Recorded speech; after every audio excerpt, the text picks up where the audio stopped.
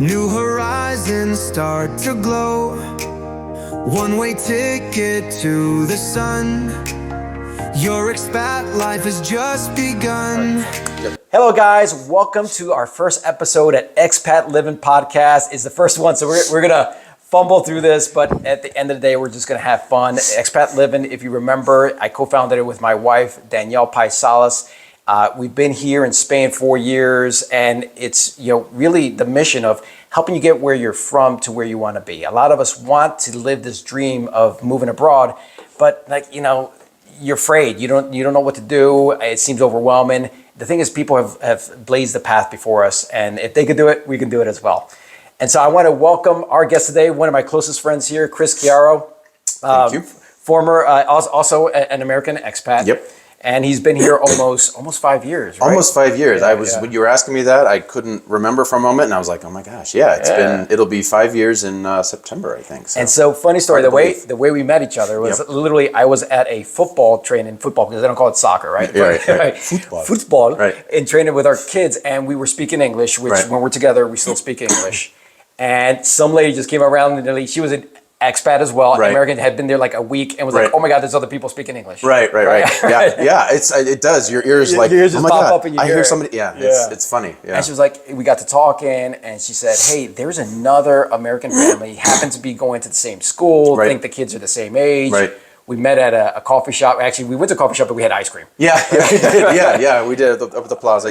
And we just hit it off. Our oldest kids are best friends. And you guys are our really worked out friends. well. And it's just been great. So we're going to share Chris's story of like, hey, what you even thought about, like what made you think about moving over here? Yeah. What it looked like when you did move over here, and sort of the good, the bad, and the ugly. We don't hold any punches. That's right. Yeah. So tell me, Chris. Let's start the backstory. Tell me where you were before you moved, and what were you doing?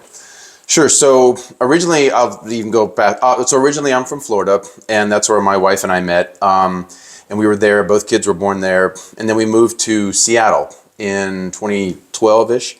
And I was working for big tech companies, and I just wanted to change there. And already, really, I think for a long time, I've wanted to move abroad. So already, I was sort of like, putting out feelers. I remember at this is just naive, relatively new in my marriage thing to say, but I was like, hey, honey, maybe if this works out in Seattle, we can consider moving abroad sometime. She's like, just hold your horse. So it came from you, not her. No, it was totally me. It was all me. And I've wanted to do this for.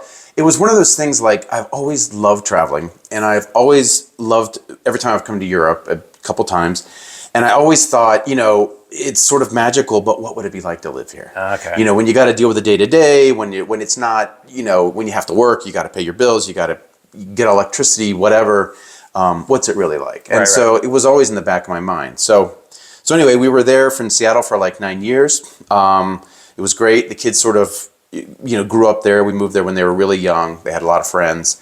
But I was getting a little antsy, as I do. And also, it was starting to feel insular.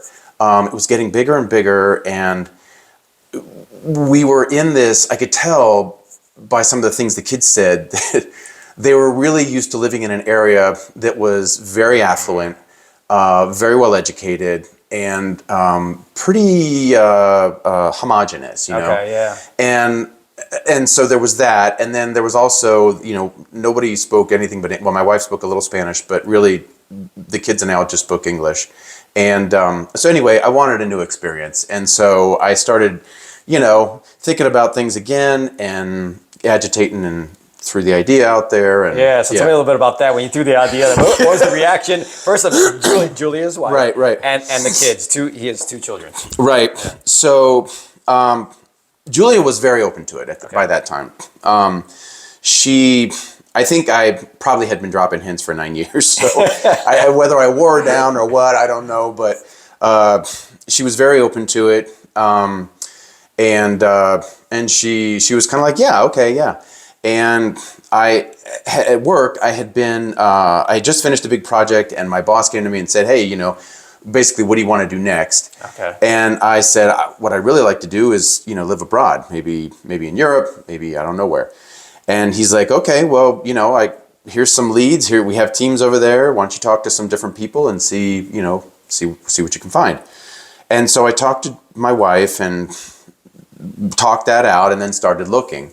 And it was still sort of an idea. Maybe this will work. Maybe this won't.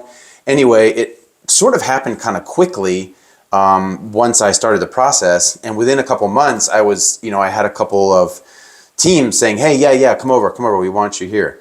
So, which was a nice thing to have. So I thought, well, I better tell the kids now. Okay. So I went and I broke it to the kids. I don't remember if we were at dinner or I don't remember, but I just said, here's what we're thinking about. How old are they at this point? Oh, sorry. Yeah. So at this point, my oldest he was just getting ready to go into, he had just started, I think. Well, it was 2020, so I don't know. Now I got to do math. 12. He was 12. Okay. There we go. Yes. Sort of like ours. Math works. Yeah. Right. Yes. Yeah, I think it was, right around the same. Well, right. Yeah, because it was 2020 when we came over. It was like, pandemic. That was like another side thing that happened, which was totally unplanned. But anyway, so 12 and 10. My youngest was 10. And so they were kind of like, and actually later on, they reminded me, they said, no, you said we might be doing this. And then within a month or so, I came back and said, we are doing this. Gotcha. So the reaction there was, my oldest is very stoic, and he was kind of like, okay, not a whole lot of reaction.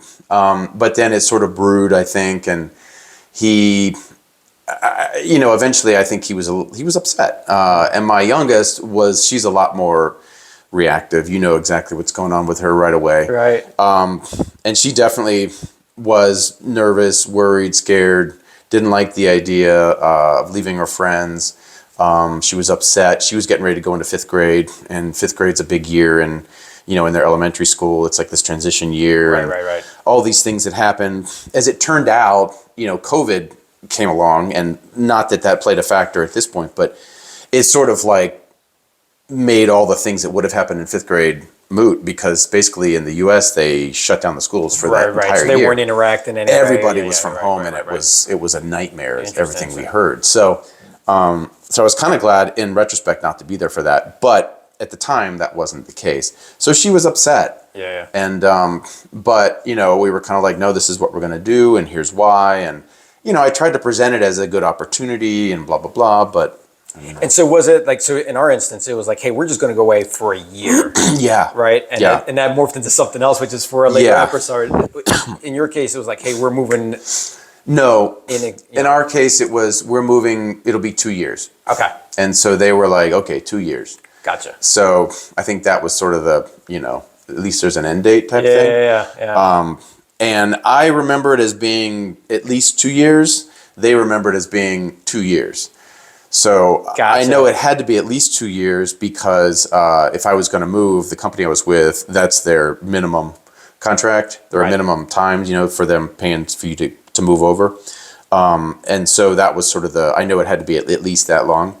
But they don't recall it that way, so if we interviewed them, it would come out as a slightly different story. Yeah, it's one of those things about clear and what's clear and what's said is completely different. Excuse me. And there's a watch out for our community, because I had a friend who told me, like, dude, you're not coming back. And I said, no, we're coming back. And I think Danielle's a puppet master. She knew what was going to happen at the ultimate thing. Watch out for people who are thinking about, hey, this might be a 1 year, 2 year thing. Right. And it might be. I mean, some people do that. Yeah. We have friends who have done that. But we got over here and we liked it. And the kids settled in, and So why Spain? Was there any other choice, or was it all driven by sort of the job opportunities? So it was largely driven. So there were actually two things. So one, it was driven by job opportunities, by where the company I was with had teams. Okay. And they did have teams in a number of places. Initially, we were actually looking at Luxembourg. Oh. And they had one in Milan, they had one in Paris. I think the attraction of Spain, one big one, was I was very cognizant that I was the one that really had been pushing this idea along, and I was the one who really wanted to do this. Right. And so the attraction of Spain is that my wife had been here. years ago, between high school and college, she did a gap year and lived here with a family. And so she was relatively fluent. It was rusty, but she was relatively fluent in Spanish. Right. And so I figured if all else fails, she has connections there, friends there, basically like a Spanish family. And that at least be something to fall back on. It wouldn't be so terrible for her. Right. So I think that was part of my my machinations. So that was I think, and then I was talking to a guy about this or Luxembourg. He said, "Oh, you want to go to Luxembourg? Spain's more fun. The people are friendly. They're happy. It's a lot more lively." And I think again, I don't want to diss Luxembourg. I've not been. I'll be there at some point. But anyway, he was right. Spain is a lot of fun. Okay. People are very friendly, very open. Even during COVID, they were, I found people surprisingly. Yeah. We're going to dig into that COVID thing in a little bit. But first, as we're sort of planning the move, what were some of the things you had to plan in order to, or sort of deal with in terms of planning and making the move? Because you didn't just come with the 2 kids and the wife. Right. You came with your awesome dog, right. Ace. Right. Yeah, that was a question by itself. Do we bring Ace or not? Okay. And I think it wasn't, for me, it was never really a question. I think my other, maneuvering was, we're definitely bringing the dog. The kids are very attached. They love the dog. I love the dog. Julia did. And I was like, I'm not going to separate my family from their pet. Yeah. So that was always kind of plugged in. Some people I know have to decide, but for us it was kind of a non-starter not to bring the dog, unless for some reason, I guess, I don't know. Anyway, there were other thoughts, but it was pretty much always that was the plan. But we had to make there was a lot of foreplanning.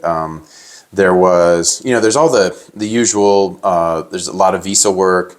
And we had a big company, a large corporation with a big established, department that does nothing but move people around. They helped a lot with that process. They helped a ton, but there was still a lot of work for us to do. There was a lot of chasing down papers and getting new copies issued of marriage licenses and birth certificates and all these different things, because that's the thing, you can't, you think, oh, I have got the birth certificate. Birth certificates, you get it when they're born, but no, they want it reissued so that it's less than, I think it's like 3 years old or something. There's a lot of these rules and then you have to get them all, officially stamped and blah, blah, blah. There's all this sort of legal stuff that has to happen. So there's a lot of work to do on that standpoint. And then there's, of course, where are we going to live? Well, we don't quite know. But then the biggest thing, honestly, was probably where are the kids going to go to school? Gotcha. And we spent a lot of time, and we wound up making the wrong decision, just sort of spoiler alert, but we didn't make a great decision as it turned out. We thought, but anyway. Well, it's tough. There's just so many choices. It is. There was a lot of You didn't have anybody here on the ground necessarily guiding you, right? No, and that was the other problem, is that right around when we were starting to look for schools and things, we started probably, February. I think I got the official offer from the new team in like January, February, and then was slated to start in April. And then, of course, March came and it was, full lockdown worldwide. It was crazy. And so there was, we weren't allowed to make a trip abroad to scope anything out. We couldn't go see anything. Yeah. We couldn't have anybody go do school tours for us. There was none of that. Right. So it was a lot of just rough reading, researching, and so that was a big one. And then the last thing was, how do we get the dog over there? And I can go into that later too, but that turned out to be a whole other topic. Nightmare. That was. Yeah. Spoiler alert for us. Our dog showed up on a conveyor belt. That was talk about culture shock. Yeah. I was like, what is going on here? Right? I mean, the end of that story for us was our dog showed up in a van at 2 a.m. because he'd been driven from Barcelona. Wow. Because I didn't know this story. We're gonna have to do another section. Yeah, no, a month later. Yeah. So they couldn't. A month later? Yeah, they couldn't find a flight for him. Oh wow. There were obviously limited flights at the time because of COVID. They won't bring animals into Madrid in the summer because it gets so hot here. Oh, okay, right. And so that was off the table. And then he wasn't allowed to fly in with us because no airlines coming in when we came in would transfer any pets. They finally found, I think it was a Lufthansa flight or something. They finally found a flight for him, but it took a full month. Yeah. And so he literally stayed with the boarder that we had, fortunately had this really great boarder that we had used a lot of times before. And he stayed with her for a month. And she was, thank God, was really, protective of him and looked out for him. And but she had to run around, and because he had to get a vet, checkup and all this stuff. And all that stuff. And that had to be done within, like, I don't know, a certain period of time. Yeah. And the time it was done, we had it done before we left, and then the time ran out because they couldn't find a flight, so she had to get it done again. Yeah.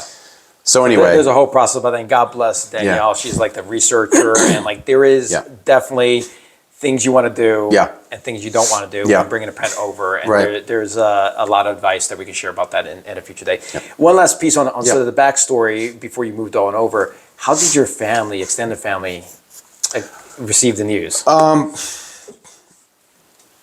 They were supportive, different ways. They were supportive. Some were like, "You're doing what? That's crazy." One of my sisters were like, basically WTF. She was already, so most of my family still lives in, most of my immediate family still lives in Florida. A lot of my extended family does. So I have one sister, both of my sisters are in two different parts of the state, and my parents are in the same city as one sister. And that one in particular she and I are the closest. We're only about 3 years apart. So she was like, first you moved across the country, now you're moving across the ocean. What the heck is wrong with you? She was a little upset with me. So, when I broke the news there. So there was that. There were some friends who were upset, so it was, on the one hand, it was kind of nice, you'd like, okay, people, it's, not that you always want this constant, we're so happy to know you. But, it was, I took it as a good sign. People are upset that I'm not going to be near them. So that was, in a way, we did have a lot of really good friends, and I have close relations with my family. But at the end of the day, you knew this was the right thing for you, your family, your path. And that's the thing, right? Yeah. It really, because I had the same sort of experience. Yeah. Like, hey, there's people who are in your face saying, hey, this is, good luck. But behind it, like, these guys are idiots. Right. What they're doing, they're disrupting lives, it's stupid. Yeah. But for other reasons we'll get into at a later point, like, hey, there's a path that you want to live in life. And just because the way that everyone's done it is this way, doesn't mean that's the way we have to do it. Right. And that's been one of the more liberating things for me, for sure. Absolutely. All right, so now... And, sorry, I'll go ahead. One last thing I'll add to that is just that my parents were very supportive. And I do credit them to that. They were obviously, they didn't want, their grandkids to move that much farther away. But they, when I was little, my dad went into the service. They chose to move abroad. We lived in the Philippines for a couple of years. Right. And they had counted that as a great experience. Awesome. And so they were like, I get it, different culture. It's, go for it. It really is. So we're talking about that was helpful. Global economy, global citizens. Yeah. There's a real benefit that you're giving your children that they may not have appreciated, because I know they appreciate it now. Yeah, I think they don't even know the full effect of what it's given them. From now, which is fair. Yeah. But I think they definitely were upset then. But I think even now they can see, they've gotten to see things their friends in the US only dream of. They've gotten to do things. They speak another language now. They, just all these much bigger experiences. Absolutely. All right. So we talked about the preparation move. Now you're here. Yeah. Right? Yeah. Tell me about the first week in Spain. Any memories there? First week in Spain. Yeah, I think so. I think there was, excuse me, there was a lot of relief, I think, for one, because we were in the middle of the pandemic. And we weren't even 100% sure that they would let us, come over during that. Okay. Spain had just finished a total lockdown, maybe a month before, and it was rough. Here in Madrid, people had to stay in their apartments. For I don't remember. I want to say 6 weeks. And there were curfews, right? There were curfews. There were not only curfews kids couldn't leave the apartments for Right. for at least several weeks, maybe 4, I don't remember. Kids were not allowed to leave their houses or apartments at all. And it was policed, right? It I was heard police. stories of There people were police going to the walking around. They pharmacy would and, like, ticket you. yeah, Yes, yeah. people would borrow people's dogs just so they could go for a walk. One adult was allowed to go out at a time and go get groceries at a certain, but only I think at a certain time. There were times for elderly people, and it was, and you were not allowed to be more than like a couple blocks from where you lived. Where you lived, right. And so right. if you got stopped and the police saw that you were outside of that zone, you'd get ticketed. Wow. Yeah, it was serious. They were not messing around. So was that the good, the bad? I was really happy we got here after that. Okay. So we got in here just after that ended. Okay. Now, it was still pretty restrictive. It was masks everywhere. Some restaurants were just starting to reopen. It was all, when we first got here, actually, I think there was only outdoor seating, which was okay because it was still sort of tail end of the summer. Yeah. But it was like no indoor seating, only outdoor. You had to wear your mask there, and then you could take them off while you're sitting at the table to eat, and then that was it. Put them back on, yeah. So it was very restrictive. Masks on the subways, masks everywhere. Work was all work from home. Yeah. I didn't meet my boss. It turned out I didn't meet my boss face to face for I think a year and a half. Oh wow. Okay. After I got here. So I'd already been, that was like I'd been working in that team for a year and a half, almost 2 years. So it was ridiculous. How did the kids handle the transition that first few weeks? It was tough. I think they were a little bit in shock. Because they didn't speak any Spanish. They didn't speak any Spanish. Okay. The first week was a lot of sort of traveling around and trying to figure out the final, pick the final school. We actually went and did visit a couple schools. Okay. And picked the one that we thought was going to be. So what time of year best did for you them. get We it? got here at the very end. It was like literally the 30th of August or something. Okay, so you're 30th, like 31st. rushing to find school. At Yeah, this point. so we had basically a week, maybe 2, Okay. before school started. Got it. So it was a lot of prep. There was a lot of running around. Fortunately, we had a place to stay. It was like temp housing, but a lot of prep. Right. A lot of driving around, a lot of getting lost. All that sort of stuff. With the tunnel system around here, you can get lost. Yeah, A lot lose of, that GPS, and a lot of finding, even just like, where do we go get groceries? How do we go get groceries? Yes. All these sorts of things. I mean, I remember a boss said to me, one of my managers before when I was still in Seattle had said, he had done this. He'd gone to, I think, Luxembourg. I said, what was the hardest thing? He's like, he goes, I'll tell you, there's nothing more humbling than going to the grocery store to shop for groceries, which you've been doing all your life. You're a grown man, and realizing you don't know how to shop for groceries. Yeah. And I was like, and I had that experience. Absolutely. Yeah, no, I know. We're going to do a video on that. Yeah, but like what to buy, where to buy it, where to buy it, how to buy it. And it's confusing where certain things are just not what we're used to seeing. Yeah. Like milk. Yeah. Milk is on a shelf. Right. Like now I have a refrigerator. I'm like, I'm not buying that. I'm not buying gonna that. get Where's sick. stuff in the fridge, Where's the stuff in the fridge? Right. Yeah. Now that's all I buy is the shelf-stable stuff. Exactly. But, So it's interesting. different. All right, so you're here, kids are transitioning. Did you find a community? Expats. Yes. System. How long did that take? It took a little while. 2 things happened. One, it's funny, this has happened to me both times we've made big moves. It happened to me when we moved to Seattle, and then it happened when we moved here. But literally the next morning after we got here, we got up late. We went, I think it was a Saturday, I don't remember exactly. We went out for breakfast on like a Sunday morning. We were down by Puerta de Alcalá, and we went to have breakfast or brunch and sat down and just happened to hear, like you said earlier, somebody speaking English. Yeah. And it was American English. It was English. It was super familiar. Yeah, it's funny. And so, like American English, man, you it's get just to tune on it. boom. Right? Yeah. It's just like, it's like a radar goes off and a siren. You're just like, oh my God, you can't not look. Right.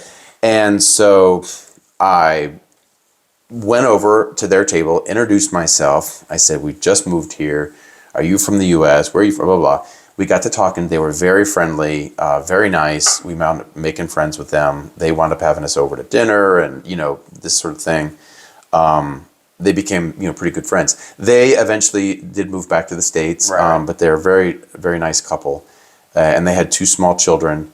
And yeah, so that was sort of the first family we met, and Yeah. it was very nice. It was someone to call, someone to ask, hey, what about this? What about that? Julia went to coffee many times, as it turned out, with the lady, the mother, and was able to ask her all kinds of, just expat questions. Yeah, What do yeah. I do here? How do you do this? I mean, it's things as simple as, my son's sick or my daughter's sick. What do I do? We don't have, we don't know who to go to. And so they helped us with a ton of stuff like Yeah, that. no, and it's funny because that's exactly what happened to me. Yeah. It's different story, but similar situation. And it's a little bit of pay it forward. Like, Yeah. Now Yeah. that we've been here for so long, it's like Happy to- we hear it. Oh, yeah. They come to us or we go to them. Right, And right. I was just at a football game this past weekend, Yeah. and I saw people. I heard people. Right, They were struggling, right, and right. we're just sharing all kind of resources. Right, Like, right. and- Well, and that's, as it turns out, that's how we met the mutual friend that we have Right. that introduced us. Julia, my wife, was at Costco and happened to hear them. Costco in Spain. Right? Yes, there was Costco in Spain. And it was, and I think she introduced herself or something, and they became friends, and and very it turns, so it's the same, that's exact sort of thing. Cool. Yeah. So let me ask you this: what's the hardest part of being an expat right now for you? Still, I think the hardest part is that my Spanish still isn't fluent, and it bothers me. Probably to my detriment, I have not ever worked in a Spanish company where I've had to speak Spanish on a regular basis, but I have worked the whole time, and so a lot of your day is at work. So it takes away time to go and be around Spanish speakers speaking Spanish. So I think that's been the hardest thing. And then just frankly being older, I think I probably don't pick it up as quick, they say. The kids, their Spanish is much better than mine and quickly eclipsed mine, really within the first year, I'd say.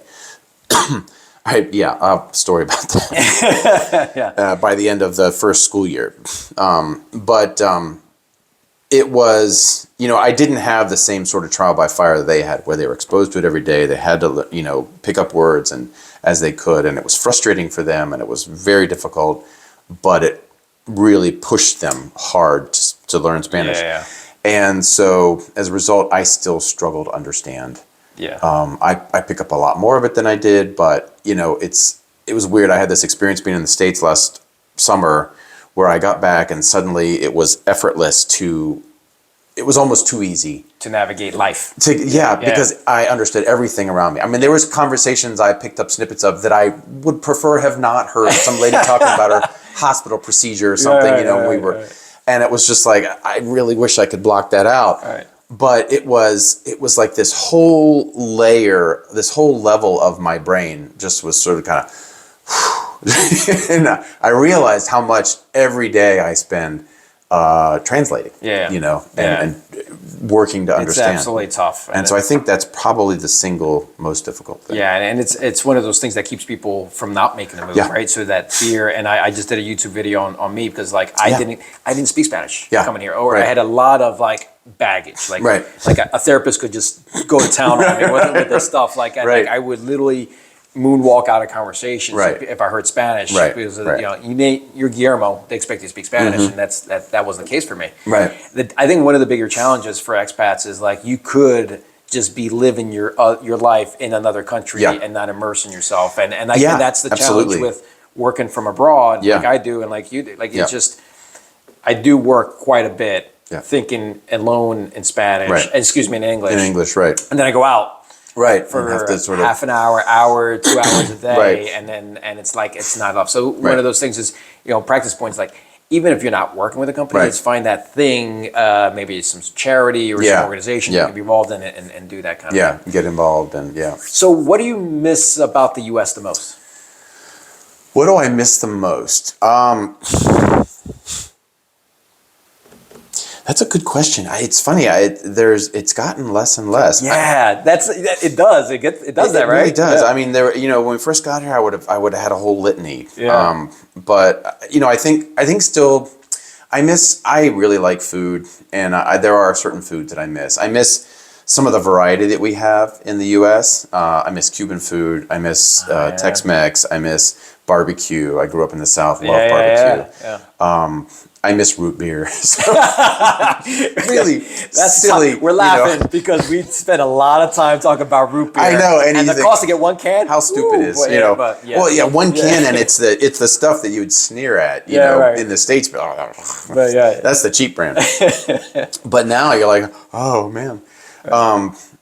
So I think those are probably some of the things. Yeah, and I think sometimes just the ease of sort of navigating life. Yeah. There's still things that are difficult, more difficult than they would be if I was in the U.S. For sure. So what don't you miss at all? It's funny. I I love the U.S., so I want to start by saying that. And we went back last summer, loved being there. But there is an aggressiveness and certainly an edge that I don't know whether it was always there and I just noticed it, or it's just gotten more pronounced, I think. I think maybe a combination of all those, but I don't miss that. I don't miss that. I don't miss, honestly, I don't want to go morbid here either, but I don't miss, worrying about my children and their safety in school. Yeah. I every time I hear another story from the US, I'm like, thank God I don't ever think about that. Yeah. Ever. And I mean, our kids go on the metro, and I would not. Oh, yeah. I'm from Philadelphia, right? So I wouldn't have them on the L. Right? I would never. Yeah. Seattle's a relatively, safe, decent sized city. I never would have condoned my kids taking a bus down the middle of town and walking around downtown. Yeah. I don't. My kids hop on the metro. I don't worry about it. I'm a parent. I worry a little, but but there's certain things that you don't have to worry about as much, right? Yeah. And I don't miss that. So I think that's a very nice. That, and the other thing I don't miss is there is much less focus on work here. Yeah. There's much more focus on family, free time. What are you doing? Enjoying it, and that can be good and bad. Sometimes in terms of services, you're like, I wish the plumber would be, working even though it's a holiday in this U.S. There's always a 24/7. There's this, but that has two sides, and so yes, some things. Our favorite grocery store is closed on Sundays. Because it's very Spanish. And if you don't have your potato chips, forget you're not going to get them. You're not buying them on Sunday. Yeah, for sure. And so that never happened in the States, Yeah. And so there's some of those things you sort of take for granted, but honestly, the good part of that is it doesn't feel quite as much like, you live to work. It's a little more work to live. That was something really interesting, and I wasn't going to share this, but I think it's relevant to what you said. I've met people multiple times, broken bread with them, and I have no idea what they do professionally. Yes, exactly. Right? So almost... Yes, the first a lot of things you don't even ask. You don't even ask. It's just not something that... Close friends, going on vacation together. I don't know what they do. Still don't know what the guy does. Right. And it's like, that I don't miss. Literally, it's You're not defined by your job. By your job. Yeah. Absolutely. Yeah, Who are you, as in, what do you do? Who are you, as in, what do you like to do? Where does your family live? Where are you from? Where have you been lately? Yeah. Family is a big thing here. Huge. And it's big to me. Super important. So that aligns with what I want. Yeah. Yeah. So if somebody out there is on the fence thinking about moving abroad, what advice would you give them? I'd say jump. Yeah. I'd say do it. I mean, to my mind, you only live once. And, people say this all kinds of different ways, and it really starts to sound, formulaic or cheesy or whatever, but it is one of those things. One day never comes. Today, we don't know what we got in store. Again, not to be philosophical or morbid or whatever, but I honestly believe that if you don't go to the gym, you don't get health. You don't get any stronger. If you don't work out, you don't get any stronger. If you don't do things that stretch your mind, your mind doesn't stay sharp. Yeah. And if you don't make yourself live more experiences and put yourself in uncomfortable situations, then you don't expand as a person. Absolutely. And I think that's just a truism of life. And so, for better or for worse, I think my nature sort of pushes me to do that. I do get antsy. I do get bored quickly. I do. And that can be a very bad thing. But on the other hand, it does sort of give me the extra kick out the door, I think, sometimes to say, forget it. I'm just doing it anyway. I want to hone in on something you just said. Like, and you said it differently, but I heard tomorrow's not promised. Yeah. Right. And in my situation, my mom passed away at 52 years old. Right. My dad and her were always like, oh, we're going to work, retire. Right. And then we'll go travel the world. Well, they never did go travel the world. Right. Right. And so I do spend a lot of time with my dad traveling the world because he wasn't able to do it with my mom. Right. So yeah, that is like take action, go out there and go see the world. It's incredible. Yeah. All right, I'm gonna have a little fun with you right now. Yeah. I'm gonna rapid fire a couple quick. What's your favorite Spanish food? Oh, jeez. Chorizo. No, sorry, not chorizo. Sobrasada. Sobrasada. Which is a type of chorizo. I'm sure it's not good for you. It's a sausage that's so soft. You peel the wrapper off of it and you can spread it almost like butter on bread. It sounds a little gross. It is the best thing on fresh bread. To me, it's in the world. I don't think I've tried that. I'm gonna try that. It is amazing. Okay. Oh, from Menorca. From Menorca. Yeah. All right. So I haven't been to Menorca yet. I gotta get there. Best memory abroad with your family so far? I would say Greece. We had a great time. We went to Crete and we went to Athens. I got to see the Agora. I got to see the Parthenon and just all these things that I had only ever seen in textbooks, and had always wanted. It was just amazing. We had a great time. Awesome. It was beautiful. The food was fantastic. Awesome. I want to go back. We had a great time. What's your favorite Spanish word to say? Oh, I don't know. It's changed over the years. Currently, I think it's indignante, which means outrageous. Outrageous. All right. I just like the way the indignante. So yeah, very cool. Awesome. Yeah. Well, Chris, thank you so much for spending time with us today. I want to tell so Chris is a man of many skills. So he has a YouTube channel, Instagram channel. Yes. Tell me a little bit about that. Yeah. So one thing I tell you, so I always liked doing things. I've been in tech for a long time, but I've always liked doing things with my hands, real estate, that sort of thing, building things. Coming to Spain, I had to learn do a lot more of those types of things, just for various reasons. So anyway, I've always liked home automation. I have a home automation channel. But home automation here in Spain can mean a lot of things. For me, it's meant anything from tiling walls to pouring concrete to building a new deck to wiring up my house for smart switches and controllers, all these types of things. And so I do a lot of that on my YouTube channel, just showing people how to do things, what it's like, pitfalls. I had a whole list of things my wife and I were talking about, and I just had a whole bunch of things. I was like, oh my gosh, I've done, like all these things I've learned about how to properly vent a sewage system because there's issues. And it's all related to doing it here in your home, taking care of your own stuff. Right. Sometimes the language barrier is tough for me. Sometimes honestly, I think there's different things. Like Madrid's a very dry city. There's, it's high desert. And so I think there's a different approach to waterproofing things, honestly. Yeah, and so I've had to learn. And our house in particular is a lot of flat angles, so it tends to trap water instead of a peak roof. Yeah. So I just had to learn a lot of things. And your tag is at Chris Home. Chris Home Automated, one word. Right. And you got a book. I've got a book. Yep. Yeah, I wrote a book, an intro, a home automation book. It's called Home Automated 101. It's out on Amazon. That's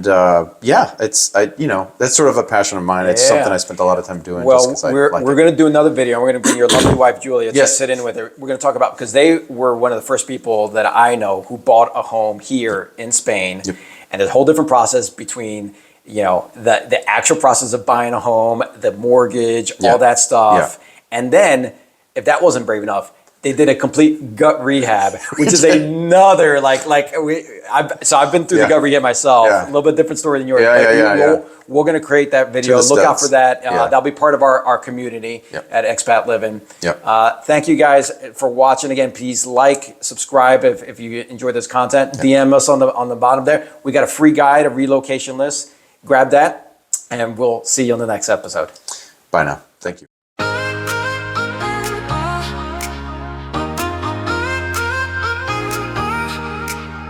Pack your dreams, it's time to go.